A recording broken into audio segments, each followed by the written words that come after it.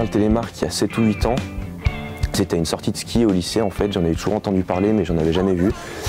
Et il y avait Sven Loh qui était là et j'aurais toujours cette image sur la piste où on descend tous pleine balle et il y a lui en télémark qui est là à ma gauche à descendre aussi vite que nous et là je me suis dit en fait avec le télémark tu peux vraiment bombarder et là je me suis dit un jour il faudra que j'essaye.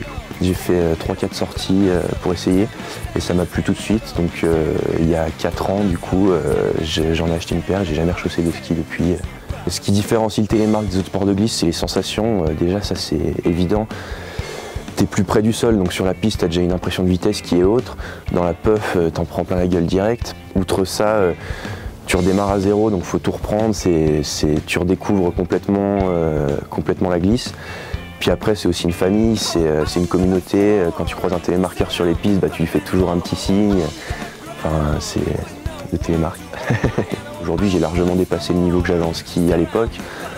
Moi, ce que je kiffe, c'est me mettre des bonnes faces, sauter des grosses barres.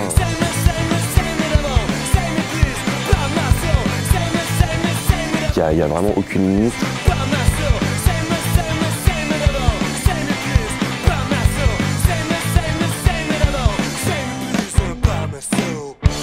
C'est un peu mon objectif aussi, c'est de pouvoir montrer qu'en télémark, tu peux largement voyer autant qu'un skieur, voire plus, et c'est largement faisable avec de la pratique, quoi. C'est comme tout. Hein. Aujourd'hui, ce que je fais le plus, c'est de la photo, donc avec Robin Garnier, un photographe qui est sur la Tania aussi. Et on a sorti une grosse photo sur une barre qui doit faire une quinzaine de mètres, qui a fait réagir beaucoup de monde sur les réseaux sociaux. C'est comme ça que Franck m'a contacté. Et que